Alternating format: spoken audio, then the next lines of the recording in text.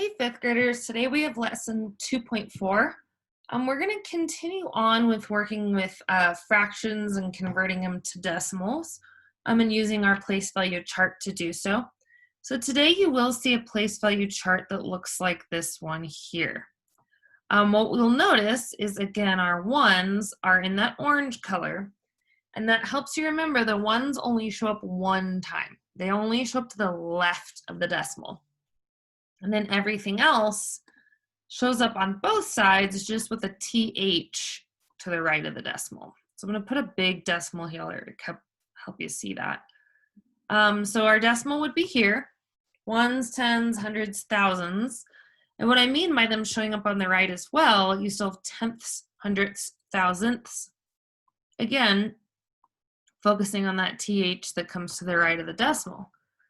We're talking about every time I go to the left, I get 10 times larger. So if I had a 1 in my tens place, or a 1 in my ones place, excuse me, and I went to my left, it would become 10 times larger. It would become a 10. If I went to my left again, it would become 10 times larger again. It would become 100. And so on and so forth. And every jump to the left makes it 10 times larger.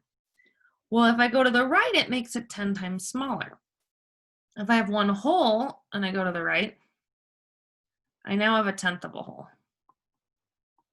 I go to the right again, I have 100th of a whole. And it's just dividing it smaller and smaller by 10 every time. So keep that in mind today as we're going through this. The one thing you will notice that is new on this place value chart is this last row here.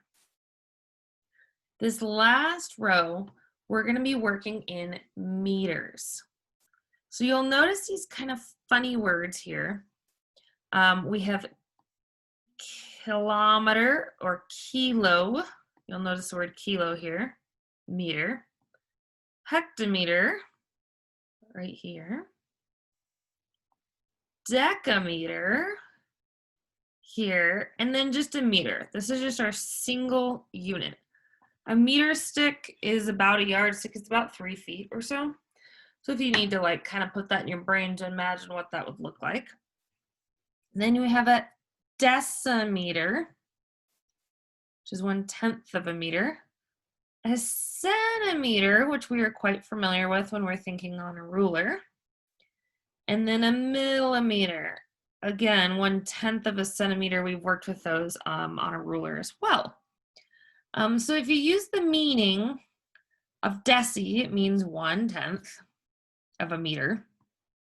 Centi means 1/100th of a meter. Oops, sorry. Yikes. Sorry, guys. Let me undo that one really quick. Centi means 1/100th of a meter. And milli means 1/1000th. Well, even though these words sound a little bit different, these are still the units we've been working in. We still have been working in tenths, hundredths, and thousandths, so nothing has changed there. It's just using these Greek words in front of them to say, I guess in a fancier way. Let's just put it that way for now. So then going the opposite way, if you look up here, it says kilo means 1,000. Well, guess what? It's in our thousands place, so that's pretty straightforward. Hecto, if you could only guess, use a place value. It's in the hundreds place, and it means 100. Deca means 10 in Greek. Woo. So, same idea here. You will see this chart in your work today. So please, please, please keep this in mind. If you need to make a little note for yourself, I know we've already done it before, but every jump to the left is 10 times larger. Every jump to the right is 10 times smaller. Definitely keep that in my notes today. If you want to pause this and write all of this down, you can. You don't have to. You can always go back to the chart in your work today. But if you really want this in front of you, I might pause it now and go ahead and make this chart for myself. All right, so let me clear my drawings here. So what we have here is we're going to be doing some work with metric lengths today. This is what we're just talking about.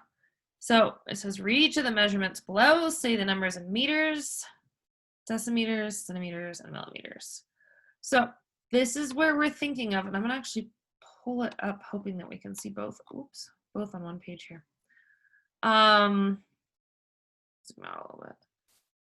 All right, so it wants you to tell me, oh, that's pretty good here. How many meters, decimeters, centimeters, and millimeters I have in each number. So this, I wanted to pull this up to the top so you can kind of see what we're working with. Remember, decimal goes here.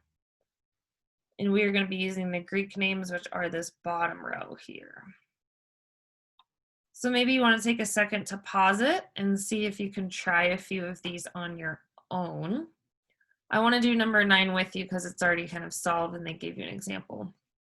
So for example, 7 and 284 thousandths meters is how we would say it in just our regular form. But if we're doing with Greek words, it would be 7 meters, 2 decimeters, 8 centimeters, and 4 millimeters. So if I put it up here to make it a little bigger for you guys, basically you're just reading off the value of each number. And again, our value is not just 2, 8, and 4. Our value is wherever it actually falls in the place value table and how much it's worth. So this is 7 meters because anything in our ones place is a meter. So here's our 7 meters right here. So instead of saying 7 ones or just 7, you're going to say 7 meters this time. 2 decimeters, because remember, if you go here, the 10th place is decimeters. 8 centimeters, because again, go back to your chart, next place value is centimeters. And then our last one here is 4 millimeters, because 1/1000th of a meter is 4 millimeters. So if you guys want to pause it, why don't you try to do maybe 10 and 13 on your own really quick? I'll give it a quick pause and we'll go over them.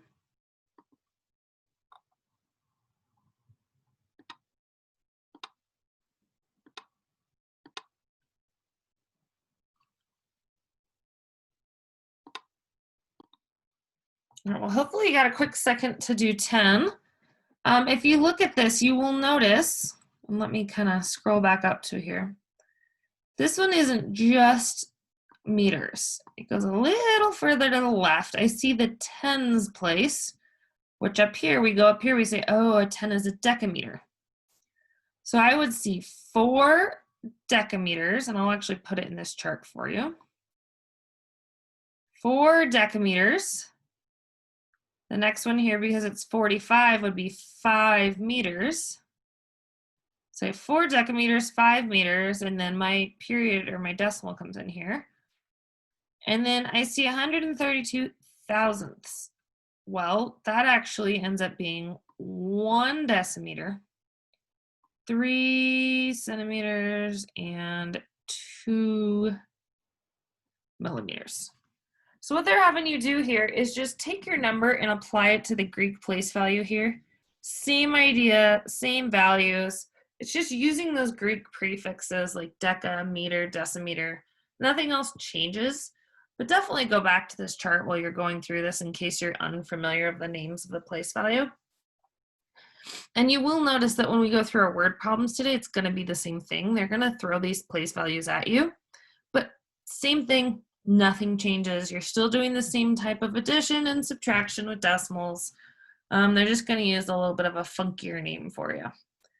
So let me erase what we got going on here and let's go over a few word problems together. All right. So let's just look at 14 to start. Tori had fabric that was 6 2/10 meters long. She used some, and now she has 1 4500ths meters. How much did she use? Well, we know that our 6 meters and 2 decimeters in this case. So I'd always write down my numbers first before I go to solve. And then I see here 1 meter and I'm going to say 45 centimeters. Now we want to know how much did she use? She had 6 meters and 2 decimeters. And then she used something. We don't know. You could put a box, you could put a letter, you could put, I'm going to put an M as my variable because she used some meters, right? We don't know. And now she has 1 and 45 centimeters. Remember, our centimeters falls in the same place as our hundredths. So I want you guys to pause this for a second. See if you can solve this equation on your own. I will give you one hint. Make sure your decimals are lined up on top of each other. So I want to give you just that hint. Have you pause it and try it and see if we figured it out.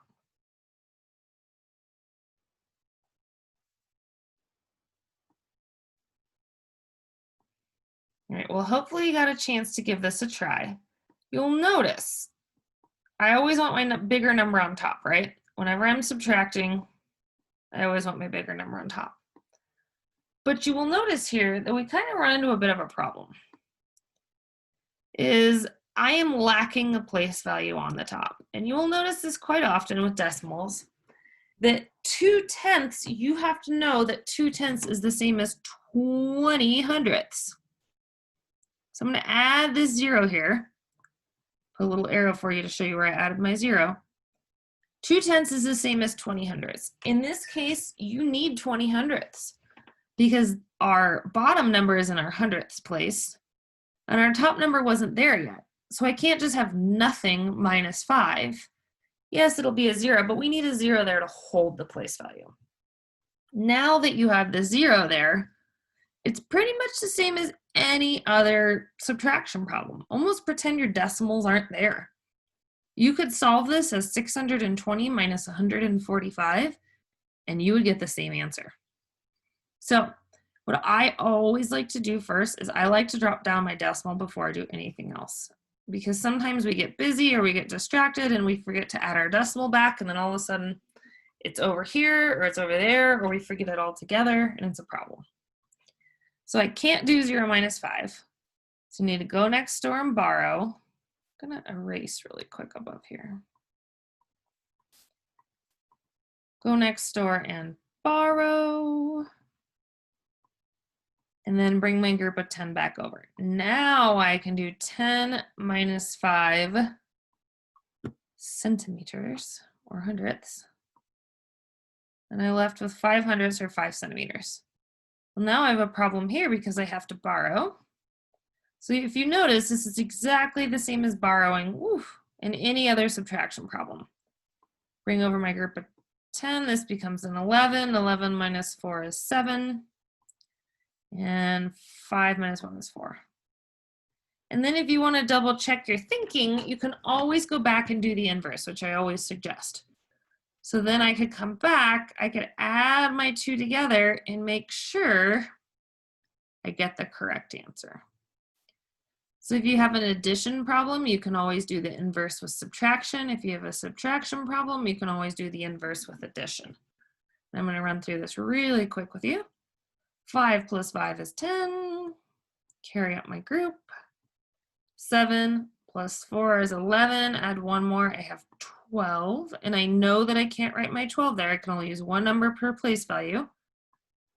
So I have my 12. I bring over my group of 10 because I had a 10 and a 2. 4 plus 2 is 6. And remember that any 0 after